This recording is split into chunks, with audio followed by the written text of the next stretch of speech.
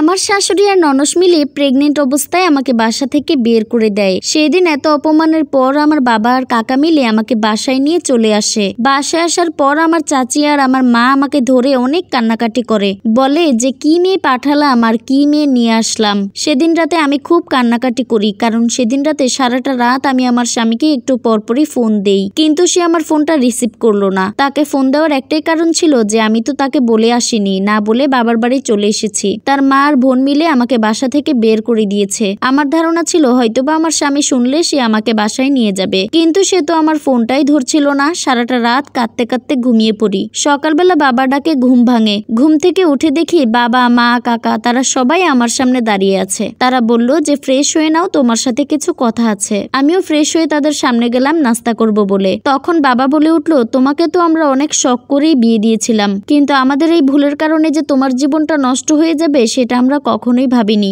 এখন আমরা তোমাকে নিয়ে অন্যরকম চিন্তা ভাবনা করছি। আমি শুধু বাবা আর কাকার দিকে তাকিয়েছিলাম। অন্যরকম চিন্তা ভাবনা মানে কি বোঝাতে চাইলো। তখন আমার কাকা পাশ থেকে বলল, তোমাকে আমরা আরেক জায়গায় বিয়ে দিব, একজন ভালো ছেলের সাথে বিয়ে দিব, দরকার পড়লে সবকিছু দিয়ে ছেলেকে বিদেশে পাঠিয়ে দিব। এই কথা শুনে হঠাৎ করে আমার ভিতরে ঝড় শুরু হয়ে গেল। এরা কি বলতেছে এগুলো? আমার পেটে আমার স্বামীর সন্তান, আমি কিভাবে তাকে ছেড়ে অন্য একটা ছেলেকে বিয়ে করব?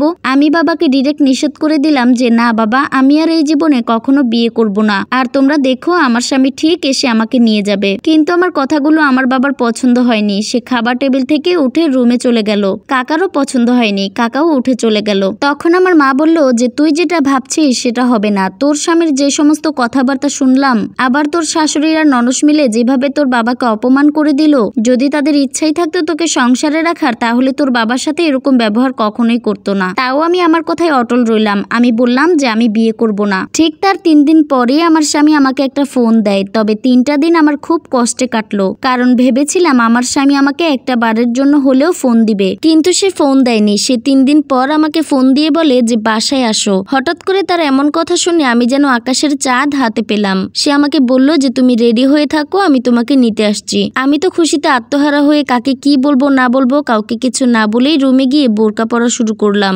নিজের জামা কাপড় সবকিছু ভাঁজ করা শুরু করে দিলাম। কিন্তু আমার মা আর বাবা আমাকে অনেকবার বোঝানোর চেষ্টা করেছিল যে যাস না, এবার তোকে নিয়ে যাবে তার মানে কোনো কারণ আছে, কারণ যেভাবে তোকে বিদায় করছে, তোর প্রতি যদি ভালোবাসা থাকতো তাহলে 3 দিনের মধ্যেই নিত, 3 দিন পরে তোকে ফোন দিত না। আমি তাদের কথা কোনো রকম পাত্তাই দেইনি। সোজা স্বামীর হাত ধরে স্বামীর বাড়িতে ড্যাং ড্যাং করতে করতে চলে আসলাম। বাসায় এসে তো আমি আরো বেশি অবাক হই যখন দেখলাম আমার শাশুড়ি, ননস সবাই মিলে আমাকে অনেক ভালোবাসা দেখাচ্ছে। তারা আমাকে এতটাই ভালোবাসা দেখাচ্ছে যেটা বিয়ের এতদিনেও আমি দেখিনি। আমি তো ভাবতে লাগলাম যে তারা হয়তোবা 3 দিনে আমাকে বাড়িতে না দেখে অনেক বেশি মিস করেছে, তাই হয়তোবা তারা তাদের ভুলটা বুঝতে পেরেছে, যার জন্য আমাকে আবার ফিরিয়ে এনেছে।